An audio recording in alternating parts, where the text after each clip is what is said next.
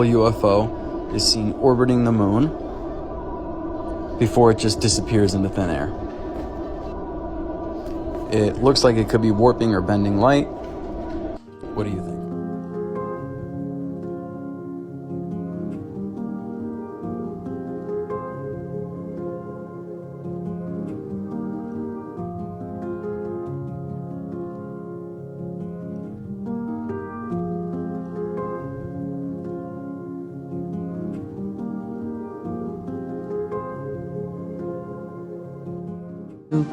A photo lab, which was the NASA lab across the hallway. At the time, I was talking to one of the techs in there, and he drew my attention to a photograph, a NASA photograph, and this was an aerial photograph of the Earth, I'm assuming the Earth because it had pine trees on it, and the shadows of the craft, or whatever it was, were in the same angle as the trees. And by its very nature, UFO, and I wanted to clarify that to a gentleman that was talking to me, means unidentified. So I did not know what this was. But I realized at this point that it's very secret, that it was kept secret, because I asked him, what are you going to do with this piece of information? And he said, we always airbrush these out before we sell them to the public. After that, I decided I would ask questions to other people. A guard told me that he was asked to burn some photographs and not to look at them. And there was another guard guarding him, who was in green fatigues, watching him burn the photographs. And he said he was too tempted. He looked at one, and it was a picture of a UFO. And he was very descriptive. I can go into that later with anyone. He immediately was hit in the head, and he had a big gash in his forehead. He was knocked out, and he was terrified, so he would have to be protected. So I do want to let you know that I worked out there for a number of years, and I ran into this. So it's not something everyone knows that works out there for a long time. My boss didn't know about it. Some people that sat right next to me didn't know about it. It's very strange, because I don't know how they can do it, but they can let some people know about it and then others not. I'm willing to testify before Congress that what I'm saying is true, and thank you very much. In the tunnel, one of the tunnels, Capitol, they're public, they're open now since COVID, whatever, after COVID, and it was kind of weird. A guy walked up to me that I knew. He said, Tim, he said, we really don't need to put this stuff out. And I was like, what? He said, yeah. He said, people couldn't handle it. There'd be riots. And I'm like, riots by who? I could go to East Knoxville and have a forum on it. I could go to West Knoxville and have a forum. I could go to Loudon, Lenore City, Dandridge, wherever. I could go to Claiborne County or Granger County. You know what? People would say, I think there's something out there. I want to know the dadgum answer. I don't care their color, their socioeconomic background, or anything else. I agree. I know we're basically already touching up on it, but with the UAP task force set up, is there a consensus that this is non-human intelligence, that these are not anything relative to this Earth or created on this Earth? Among congressmen there is, I feel, but I don't believe in the intelligence community they're permitted to say that. Your conversation about trying to get this bipartisan bill, is there something that touched on this? Look, I think that the bipartisan bill came out of a discussion at a first hearing to ensure that pilots have an ability to report UAPs. There right now is no system for pilots or aviation personnel to report UAPs, whatever UAPs may be, and so the bill would actually do that. Obviously, we can't talk about the details of the briefing, but I think there was some interesting information, and so I think that this is a topic that I think is a national security issue, and it's really important that there's disclosure and transparency. I think that's what the public wants. I think it's also a very serious topic, and so we've got to just take it with seriousness. It is not a joke. And without giving up state secrets here, we had a couple other members who were just here who said they were disappointed in what they were bipartisan, Democrat or Republican. But one member used the term that what they were exploring here were, her phrase, interdimensional beings. Is that something that we're dealing with here potentially?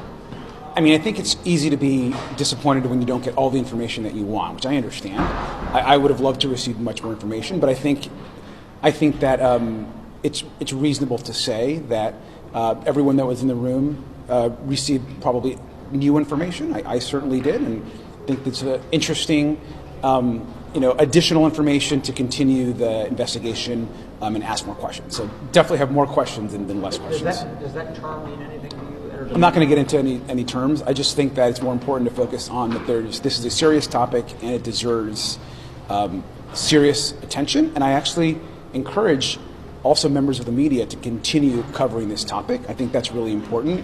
It is not a fringe topic. It is a serious national security topic. Continuing the investigation, what does that mean? Is that more hearings? Is that what do you think? Well, I mean, as the ranking member of the subcommittee that oversees obviously this topic, I would like to have more hearings. And so I think we've made that request already of the committee, and I think that the hearing requires more investigation. Who would you like to hear from next? Look, I think it's public knowledge that everyone, folks, this is an interdepartmental effort as it relates to the agencies involved in oversight and in the UAP conversation. And so it's obviously not just the Defense Department, I think, which is at the center of this, but also our intelligence agencies. Are you satisfied with the answers you're getting from the intelligence community today during the briefing? I mean, I would not describe it that way. I understand that classification is complicated, and I certainly want more answers.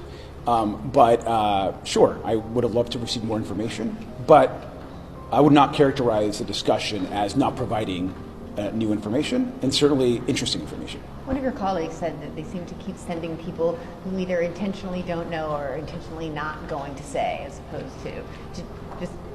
I would disagree with that assessment. I think that you have serious professionals that have long distinguished records in public service. They're trying their best to navigate a very complex issue, and yes, it's true that probably all of us want more answers and more information. But I think that we received additional information today, which I think will lead to other actions. Is this stuff overclassified? I don't know. I'm not really sure, but I'd like it to be less classified. Did you learn anything that bothered you or shook your beliefs? I think we want more information. Thank you, guys. Thank you.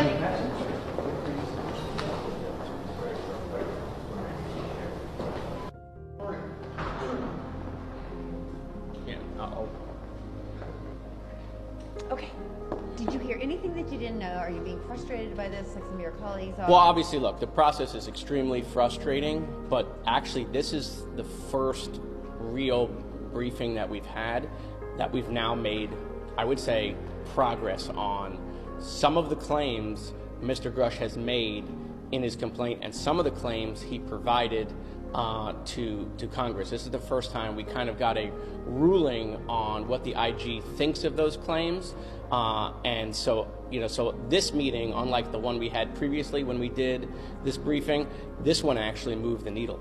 Very good. So that'll lead to more public hearings. I think this one's going to lead to a lot of things. I mean, there's a lot of new questions and a lot of new areas to ask and poke in based on what we got in this meeting. Can you give us a sense of what new questions you have? Well, right. So let me just give you a hypothetical, because I'm not going to share anything from a classified briefing.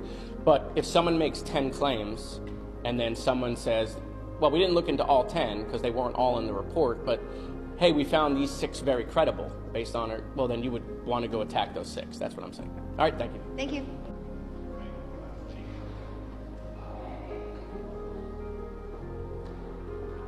Thank you. So did you hear anything in there that moves the needle forward, that changes what you thought before? Are they stonewalling you?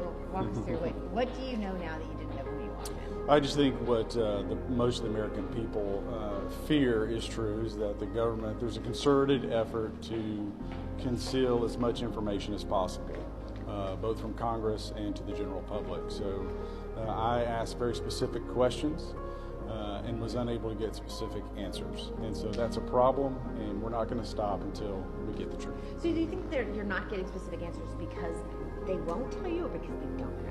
Well, I think what you see is a very compartmentalized effort.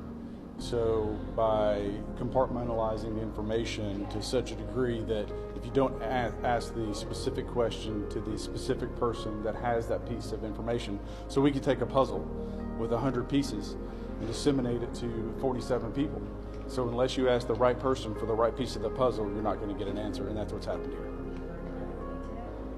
nothing that I can disclose. Thank you. Thank you.